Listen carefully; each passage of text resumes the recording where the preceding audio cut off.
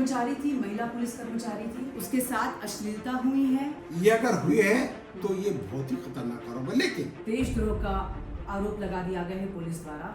क्या कहेंगे? हिंसा का मुख्य आरोपी करार दिया है। एक तरीके से हमारी पार्टी का डर और दहशत है, राज्य सरकार में भी और केंद्र सरकार में भी। गौ तस्कर बजरंग दल के ऊपर में आपने उनको अरेस्ट करना था, तो इन्हीं बजरंग दल को आपने शिवाजी महाराज के स्टेचू के पास में नारे लगाने कैसे दिया? हेडक्वार्टर से 200 मीटर पर बजरंग दल को रोक करके उसके ऊपर में एफआईआर दर्ज करी। सोशल माध्यम का उपयोग किया गया, तकरीबन 500-600 लोग इकट्ठा हुए और जिसके बाद पूरा चित्र बदल गया। क्या इसमें आपको नहीं लगता कि आपकी पार्टी जिम्मेदार थी? हमारी पार्टी उस प्रकरण की जिम्मेदार नहीं है। हमारी पार्टी का ये था कि बजरंग दल, गौ तस्कर बजरंग दल, एक भी एविडेंस नहीं है उनके पास में। ये हमारी पार्टी की मजबूती और हमारी पार्टी की ताकत।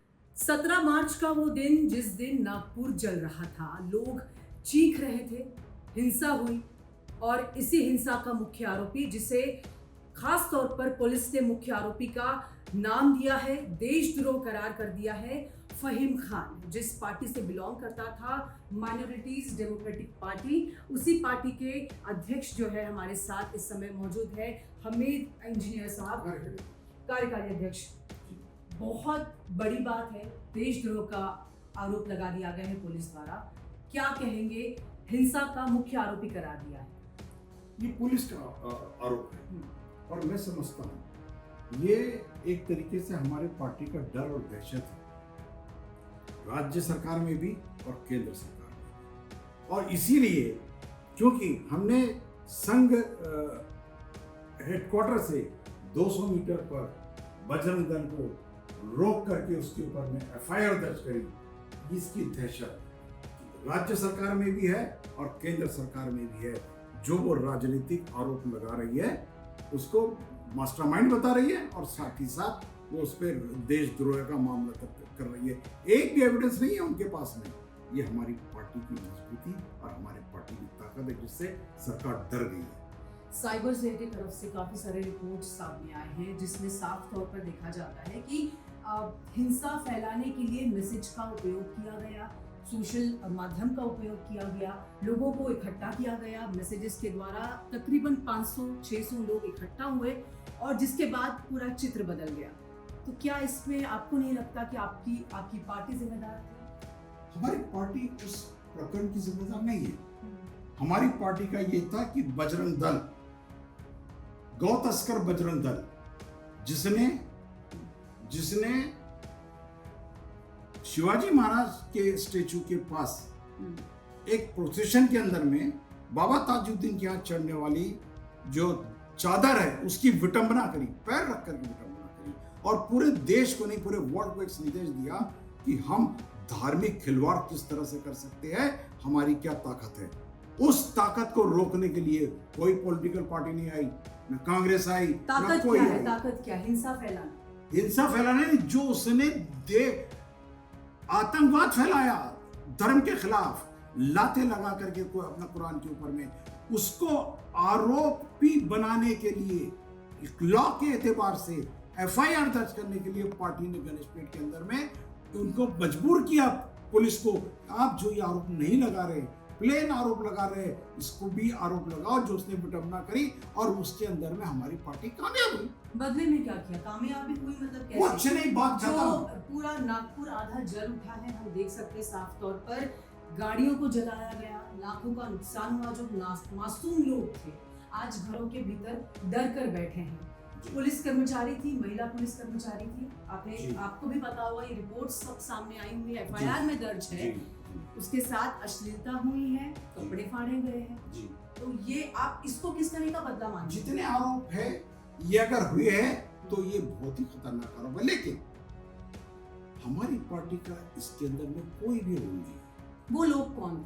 हम ये पूछ रहे पुलिस से कि ये मुंह को कपड़ा बांध करके कौन लोग हैं जिनके साथ में ये पुलिस दंगाई बन करके गाड़ियां तोड़ रही थी, कौन है ये लोग, किसने प्लान किया? और जब एक बार एमडीपी पार्टी ने एफआईआर दर्ज कर दी थी 3 बजे गौ तस्कर बजरंग दल के ऊपर में, आपने उनको अरेस्ट करना था, फिर 7 बजे इन्हीं इन्हीं दंगाइयों को, इन्हीं बजरंग दल को आपने शिवाजी महाराज के स्टेचू के पास में नारे लगाने कैसे दिया? और क्यों आपने माहौल बिगाड़ने दिया? नारों की बात अगर होती है तो आपके पक्ष की ओर से नारे लगे गए हैं, औरंगजेब जिंदाबाद। हमारे पक्ष के लोग नहीं थे।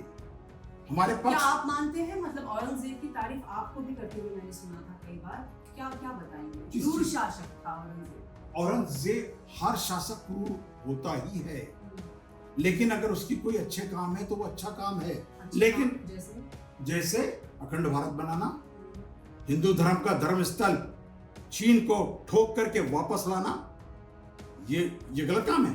सर, आप इसको गलत- नहीं, मैं इस पर एक थोड़ा सा आपको एक क्रॉस करना चाहूंगी। जी। कुछ मेरे पास छोटे से पॉइंट्स है जी कि अगर आप औरंगजेब की प्रशंसा यहाँ पर कर रहे हैं, नहीं, इसे काम की काम की दो औरंगजेब की चीज काम अलग है। की, बिल्कुल। औरंगजेब अलग है, उसका वर्क अलग है। तो औरंगजेब का वर्क की लिस्ट थोड़े बहुत मेरे पास है, वो भी आप सुनिए कि धार्मिक अहिष्णुता, मंदिर तोड़े गए, जजिया कर लगाया गया, हिंदू त्योहारों पर प्रतिबंध लगाया गया था उस समय।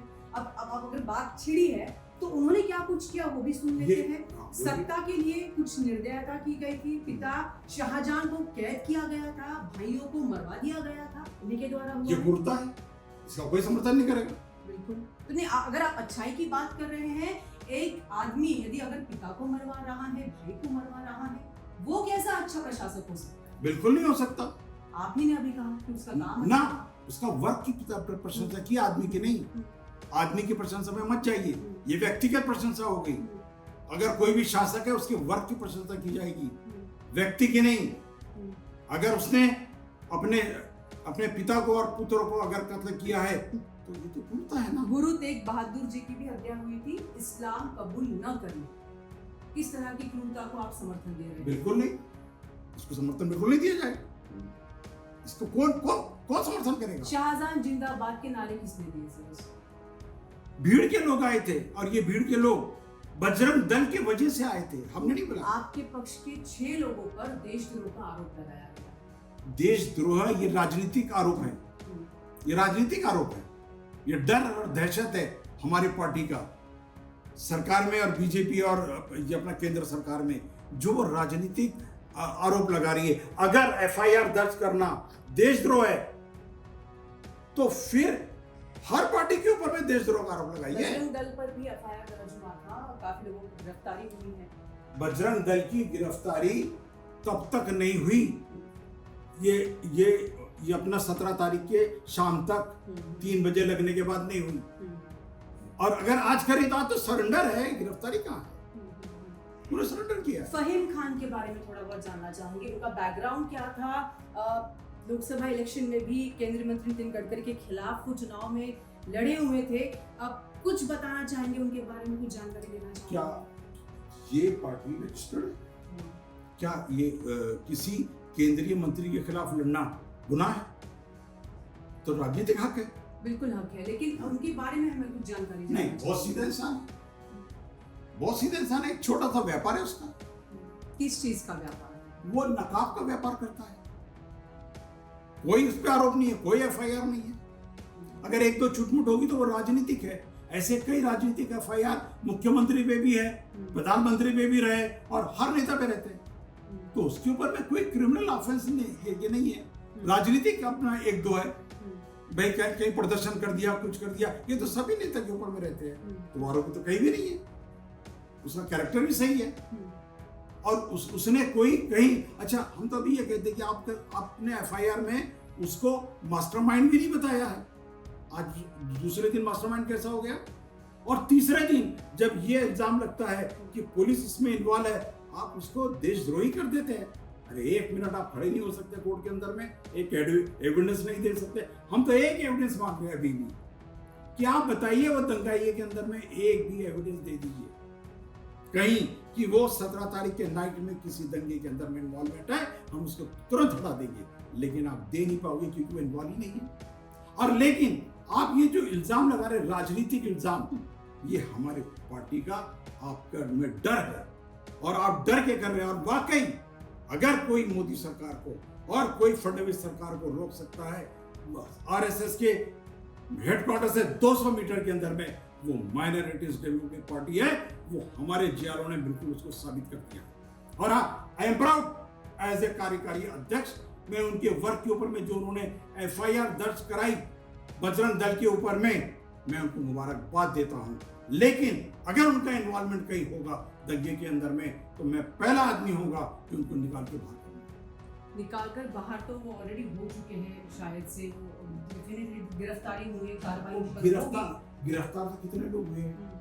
क्या फडणवीस जी गिरफ्तार नहीं हुए? अब मुझे एक बात बताइए, गणेशपेट पुलिस स्टेशन से, बिल्कुल आप बिल्कुल अपनी बात रखिएगा, गणेशपेट पुलिस स्टेशन से सीए रोड तक का जो फासला था, गणेशपेट पुलिस स्टेशन पर भी ये मामला खत्म हो सकता था, हो गया था, खत्म हो सकता था। वहां से लेकर वहां तक जाने की नौबत क्यों पड़ी? 600-700 लोग, तो मैं बार बार यही सवाल कर रही हूँ। वो शाम को जमा हुए, उसके अंदर में फहीम खान का कोई रोल नहीं। आपका कहना है कि आपकी पार्टी से एक भी आप बताइए, शुरुआत तो आपकी पार्टी ने की है सर। नहीं, हमारे पार्टी ने सिर्फ एफआईआर दर्ज करने की शुरुआत की, उसके बाद ही सब सारी ये घटना नहीं, ये सेम डे हो रहा है। आप गलत इंफॉर्मेशन आपके पास है, आप सुधार लीजिए इसे। ये उनकी 12 बजे का है और उसी के ऊपर में 3 बजे एफआईआर कौन करती है? गणेशपेट पुलिस उनके ऊपर में प्लेन करती है। वो प्लेन के ऊपर में फिर हमारे लोग जाते हैं। लेकिन उस वक्त तक ये बजरंग दल ने अपने ट्विटर हैंडल से हमने ये काम किया है, ये धार्मिक उन्माद पैदा कर दिया है, ये हमारी शौर है, ये उन्होंने वीडियो डाला जिसके अंदर में उन्होंने ये दरगाह की चादर को विडंबना करते बताया, उसके विरुद्ध में पब्लिक आई। बिल्कुल, आखिरी 2 सवाल मैं करना चाहूंगी। जो मैसेज स्प्रेड किया गया था सोशल मीडिया पर कि सबको इकट्ठा होना है और ये सारी बातें हम नहीं जानते, क्योंकि मैसेज आपके पक्ष द्वारा दिया गया है, आप लोगों को दिया गया है। क्या वो मैसेज क्या था, बता पाएंगे हमारे दर्शकों को? आप बताइए वो मैसेज कहाँ है? हम ढूंढ रहे हैं मैसेज, वो कहीं नहीं। फिर इतने लोग इकट्ठा कैसे हुए? नहीं, वो तो इसके वजह से आए हैं ना। किसके वजह से आए? बजरंग दल के दाने हुए। सबको कैसे पता चला? एक साथ 500 लोगों को कैसे पता चला कि यहाँ पर इकट्ठा हुआ? बजरंग दल ने सोशल मीडिया के ऊपर में डाला, विडंबना की, तो पब्लिक गई कि इन पे एफआईआर दर्ज करो। पब्लिक इकट्ठा वहां इकट्ठा साथ में कैसे हुए? पब्लिक थोड़ी थोड़ी आई ना, जिन्होंने वीडियो देखी वो आए। थोड़ी आई? यस। अरे एकदम से कैसे आएगी? वहां बताए वो नहीं तो ये बताए तुम्हारे पास। आपका पक्ष इंतजार कर रहा था कि थोड़ा पब्लिक आए। नहीं, जब जैसी पब्लिक को पता चली वो आई, जैसे हमारे अपना पार्टी को पता चला कि भाई ये किया इसने बजरंग दल ने, वो भी पहुंचे। साइबर सेल में साफ तौर पर ये स्पष्ट हो चुका है, सोशल मीडिया का यूज किया गया, मैसेजेस स्प्रेड किए गए। आपके पक्ष ने किया है, क्या मैसेज थे? हमारे पक्ष ने मैसेज भेजा ही नहीं। हमारे ट्विटर हैंडल बताइए, हमारे इसने अगर भेजा होगा तो वो ये कि हमने एफआईआर दर्ज करवा दी। ट्विटर हैंडल की नहीं, यहाँ पे व्हाट्सएप की बात हो रही है। नहीं, व्हाट्सएप के ऊपर में अगर एफआईआर दर्ज कराएंगे तो वो बोलेगा 5 बजे उन्होंने किया। बात खत्म हो गई। लोगों को इकट्ठा करने के लिए क्या संदेश था? बस एक ही सवाल पूछा। हमारा कोई संदेश नहीं था। ये बजरंग दल वालों ने उनको मजबूर किया आने के लिए, हमने नहीं। हम तो आए भी नहीं थे उस वक्त। हमने भी बजरंग दल का ये शौर्यता का जो उसने धार्मिक उन्माद किया था, वहां दरगाह वो चादर के ऊपर में लातों से को अपना कुचला था और डंडों से पीटा था, ये जो उसने कृत्य किया गैर संवैधानिक, उसके ऊपर देखने के बाद में हमारी पार्टी के गए, पब्लिक भी गई।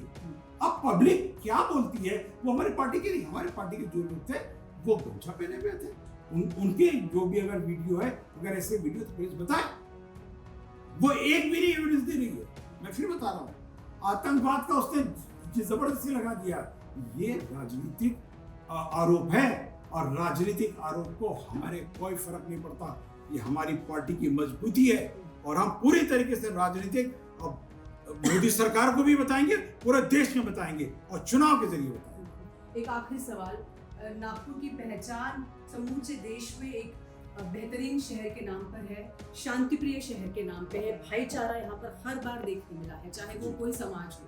ईद में भी हमने देखा है हिंदू जो लोग होते हैं वो सक्रिय होकर आगे आकर कई सारे मदद करते हैं। जब रामनवमी होती है हमने खुद देखा है, मुस्लिम समाज के जो लोग होते हैं वो सामने आकर पानी देते हैं, पुष्प वर्षाव करते हैं। ये समाज, ये शहर का चित्र हुआ करता था, आज ये चित्र बदल चुका है। आने वाले दिनों में ईद है, नवमी है, उसके बाद जो भी त्योहार आने वाले हैं, मतलब गुड़ी पाड़वा है, फिर रामनवमी है, हनुमान जयंती है। क्या लगता है कैसे रहेगा आने वाला चित्र? शांति बनी रहेगी? आपकी पार्टी की ओर से शांति रहेगी? आपको बता दे रहा हूँ, आज भी हम्म, ये 17 तारीख का जो ये जो कार्यक्रम, जो क्रूरता या जो भी बोले, जो पुलिस प्रशासन ने बजरंग दल के साथ मिलकर के करी है, वो करने के बाद भी आज हिंदू मुस्लिम का भाईचारा मौजूद है और उसको कोई नहीं तोड़ सकता। ये सूफी संतों का देश है, किसी को तोड़ने भी नहीं दिया जाएगा। बजरंग दल चाहे जो कर ले, आरएसएस चाहे जो कर ले, बीजेपी जो कर ले, लेकिन हम ये भाईचारा तोड़ने नहीं देंगे। ये समझ लीजिए, हमारी पार्टी दोनों समुदाय से ये अपील करती है कि ये जो बजरंग दल ने किया है, इसकी बिल्कुल अपना इसके अंदर में मत देखिए, आपसी भाईचारा रखिए। ईद के त्योहार में भी हर धर्म से हमारे मुस्लिम बंधु खरीदे, और क्योंकि हिंदू भी बैठा हुआ है बेचारा कि भाई इसके अंदर में उसका धंधा होता है, और हमारा भी उनको ये कहना है, हर समाज से खरीदिए, ये हमारी भाईचारा है, ये संस्कृति है, ये संस्कृति को हम तोड़ने नहीं देंगे। किसी भी हालत में आरएसएस को, बजरंग दल को कामयाब होने नहीं देंगे। तो बिल्कुल आपने देखा, नागपुर की संस्कृति ये भाईचारे की संस्कृति है और इस संस्कृति को हम किसी हाल में तोड़ने नहीं देंगे, ऐसा कहना है हामिद इंजीनियर जी का। सुरभि शिरपुरकर, लोकमत, नागपुर।